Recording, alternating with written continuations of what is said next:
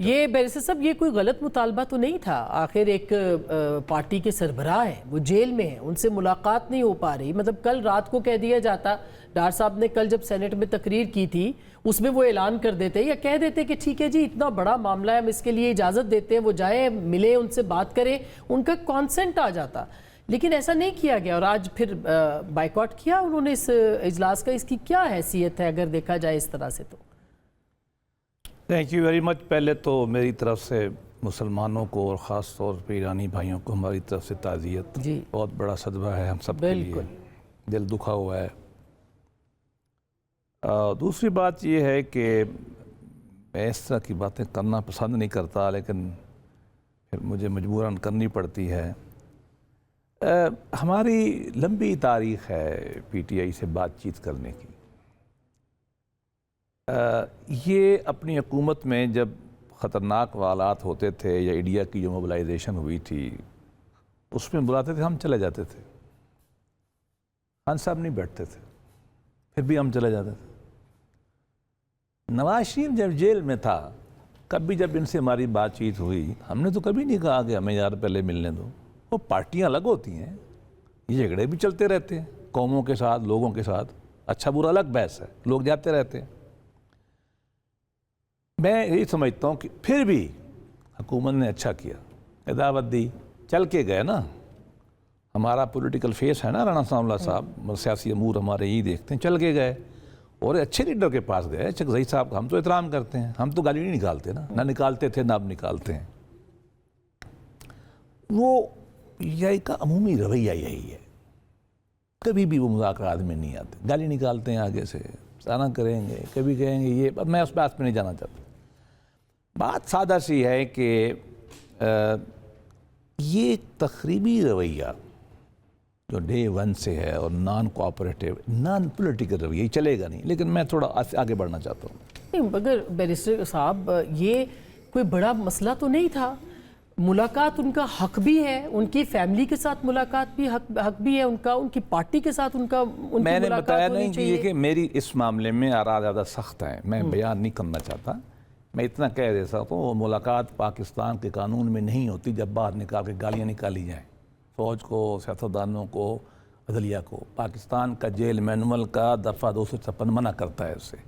मैं इस बहस में नहीं जाना चाहता, मुलाकात हो जाना हो एक अलग बहस है। लेकिन कौमी सलामती के वक्त कहना कि हमें वहाँ से मिलाओ, ये कहाँ की बात है? ये क्यों नहीं आप लोग देखते? हम नहीं करते रहे, हमारा लीडर नहीं था नवाज शरीफ, उस वक्त कौन सी जंगें हुई थी? नहीं, बातचीत कई दफ़ा होती थी, हमने कभी कहा हमें मिलाओ। मैं इस चीज़ को ज़्यादा डिबेट नहीं करना चाहता। मेरी राय में ये आप मुलाकात करा भी, अच्छा मुझे बताइए, जब तरमीम हो रही थी 26वीं 27वीं, जब हमारे इनके कहने पर हमने ये कमीशन बिठाया, वो जो जुडिशल बेंच था, अब माने ना माने, JUI की तरफ से सुलह सफाई हुई, यही तय हुआ हमारी मतलब हम वोट देंगे, वहाँ गए तो फिर मुकर गए। बस इस बहस को मजीद न छेड़ें। ठीक है, चले, अच्छा मुलाकात, हाँ, अलबत्ता हम ये पार्लियामेंट के अंदर मीटिंग, अच्छा पार्लियामान के दो ऐवान हैं।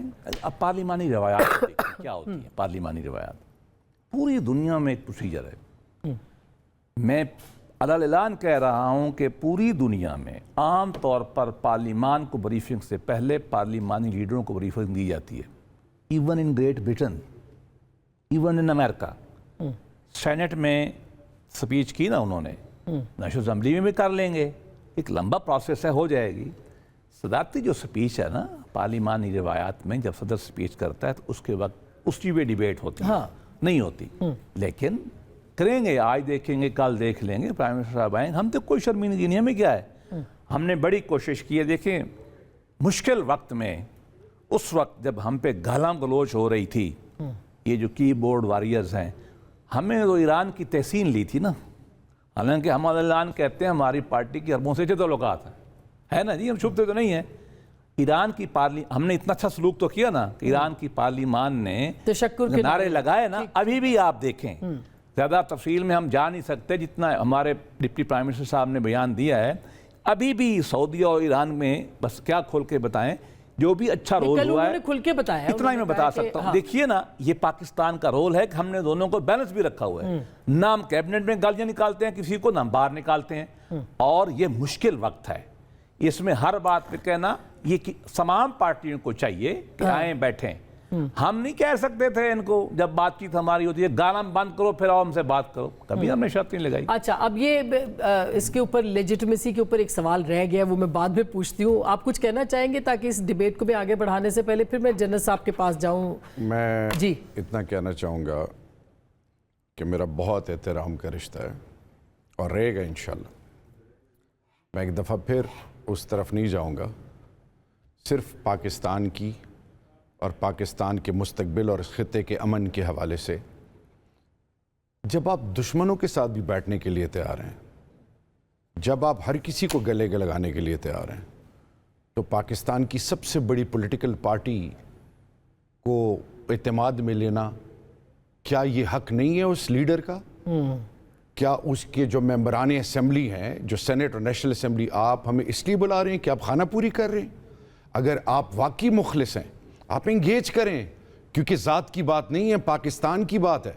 और जितना पाकिस्तान इक़्तिदार वालों का है उतना पाकिस्तान ऑपोजिशन और पूरी कौम का है। अच्छा। तो मैं इस पे इसलिए क्योंकि इस वक्त हमने यकजहती सॉलिडारिटी शो करनी है, अच्छी बात वक्त की जरूरत है, हमने डिवाइड और तोड़ से बचना। जवाब लूंगी, लेकिन जनरल साहब को मैं जरा गुफ्तगू के अंदर शामिल कर लूं। जनरल साहब, आपको क्या लगता है ये जंग अब ज़ाहिर तवील होनी है, लग तो ऐसे ही रहा है कि ये लंबी चलेगी, आपका एनालिसिस क्या है और फिर पाकिस्तान के तनाजुर में ये जंग कितनी अहम हो सकती है आने वाले दिनों में?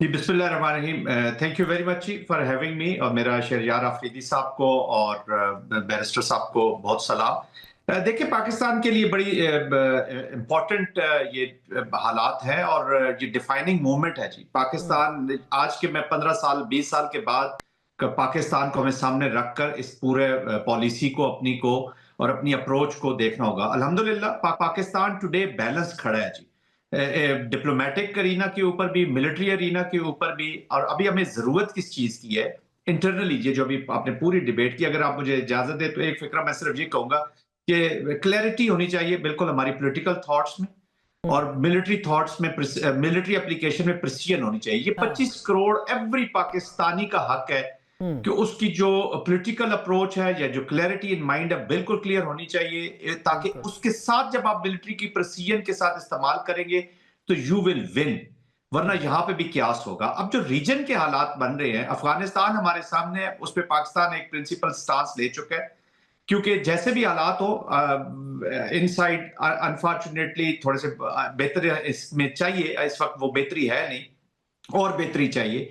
State is moving forward, state ने तो फैसला कर लिया, state is moving forward. Afghanistan के कॉन्टेक्स्ट में क्लियर पॉलिसी आ गया और ये वो पॉलिसी है जिसको हर पाकिस्तानी ने, मैक्सिमम पाकिस्तानियों ने पसंद की है और हर पाकिस्तानी ने इसको पसंद किया कि ठीक है यार, बहुत अरसा हो गया शैडोज के साथ लड़ाई करते करते, अब फैसला कर लेना चाहिए कि अब अगला जो मुस्तकबिल हमारा बच्चा है उसको अफगानिस्तान के कॉन्टेक्स्ट में हमने उसको किस तरह का पाकिस्तान देना है। And this state is moving forward. और जब तक चेंज नहीं आता, बिहेवियर चेंज नहीं आता तालिबान के ऊपर, ये वॉर नहीं है, these are the operation against the Taliban.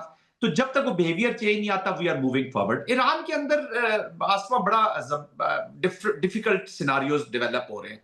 अगर तो टोटल एनिलेशन हो जाती है और रिजीम चेंज भी हो जाती है, तो फिर हम एक नई एप्लीकेशन देखेंगे। फिर तो जो एक्सटर्नल इन्फ्लुएंस है, इजराइल का, अमेरिका का इन्फ्लुएंस रहेगा और पूरे रीजन को रीशेप करेगा। ईरानियन रिस्पांस की वजह से अब रीसेट तो होना ही होना है, मिडल ईस्ट अब रीसेट होगा। रिस्पांस बहुत ही ब्रॉडर चीजों पे चला गया और जो गल्फ कंट्रीज, जनरल साहब एक बड़ी इंटरेस्टिंग डेवलपमेंट हुई। एक तो एक सेनेटर ने कहा, गुफ्तगू की, उन्होंने कहा कि जी बूट्स ऑन ग्राउंड की उनको बात समझ में आई ब्रीफिंग में, क्या अमेरिका उस तरफ भी जा सकता है? और दूसरा, उन्होंने मजीद अपने फौजी दस्ते वहां भेजने का फैसला किया है। तो इसका मतलब ये कि अमेरिका वहां पे मुश्किल में है जो अपनी मजीद अफवाज वहां भेजने की कोशिश कर रहा है। जी बिल्कुल बिल्कुल आसमा साहब, आपने बिल्कुल सही एनालाइज किया। जब देखिए वो तमाम ऑप्शंस उसने, मिलिट्री ऑप्शंस जो न्यूक्लियर से लेके मिसाइल और प्रॉक्सी से होती हुई अब यहां तक अगर चली गई है कि जी बूट्स ऑन ग्राउंड, ये वही है 4 दिन की वॉर, 4 हफ्तों से 5 हफ्तों की war, it can be a prolong war. और अभी आज जनरल कूपर ने भी, कमांडर सेंटकॉम ने भी, उस दिन प्रेसिडेंट ने भी कहा जी और कैजुअल्टीज हो सकती है। इसका मतलब है कि things are not in good shape. और जब ये अमेरिका का क्यास फैलता है तो फिर ये दूसरी तरफ वॉर चली जाती है। मुझे डर उस वक्त से है कि यहाँ पे क्याटेक ईरान अगर वो छोड़ देते और अगर ये रजीम इसको सह लेती है, पहली वेव अभी उन्होंने इट्स फेयरली ओके अच्छा परफॉर्म किया ईरान ने। आई नो कि नुकसान बहुत हो गए हैं, शहादतें बहुत हो गई हैं, सेंटर ऑफ ग्रेविटी के निकलने के बाद वो फिर रीगेन किया, उन्होंने बैलेंस को रीगेन किया है और मूव फॉरवर्ड कर रहे हैं, अपनी लीडरशिप ले आए हैं। लेकिन उसके बाद अगर यहाँ पर इनके ऑब्जेक्टिव्स पूरे नहीं होते तो यहाँ पे क्या आएगा। तो फिर हम देखेंगे कि यहाँ पे जो कुर्द्स हैं, यहाँ के जो अजरीज हैं, यहाँ के जो बलोचीज है इनसाइड ईरान, तो मैं फिर उनके अंदर एक इन्वेस्टमेंट देख रहा हूं इजराइल की तरफ से फ्यूचर में, जो एक क्योटिक ईरान जिस तरह का अफगानिस्तान है या जिस तरह का इराक था, then we have a serious situation. Serious mean कि फिर उसकी आपको वी ऑल अंडरस्टैंड कि उसके स्पिल ओवर इफेक्ट कैसे पाकिस्तान के ऊपर आ सकते हैं और फिर पाकिस्तान उस गेम में ज्यादा क्योटिक ईरान के साथ डील कर रहा होगा। तो अल्लाह करे कि ये डिप्लोमेसी, क्योंकि पहले भी डिप्लोमेसी को हमने स्मोक स्क्रीन के अंदर रख के और मिलिट्री की एप्लीकेशन कर दी है। तो बहरहाल जो अपेरेंटली क्विकली आई मे से कि जी कंट्रोल में नहीं है इस वक्त मिलिट्री एप्लीकेशन दोनों तरफ से, तो दोनों इस वक्त एग्जिट कर रहे हैं। प्रोबेबली नेक्स्ट 72 आवर्स में थोड़ी सी शेप बननी शुरू हो जाएगी कि ये वॉर किस तरफ जा रही है, but there are challenges for both sides. बिल्कुल। तो नेक्स्ट 72 आवर्स जो है वो बड़े इंपॉर्टेंट है इस जंग के लिए भी, और पाकिस्तान के लिए तो हमेशा अगले 36 घंटे भी बड़े इंपॉर्टेंट होते हैं सियासी एतबार से भी। और अल्लाह ताला पाकिस्तान को सलामत रखे, कायम रखे हमेशा, और इंशाल्लाह रहेगा।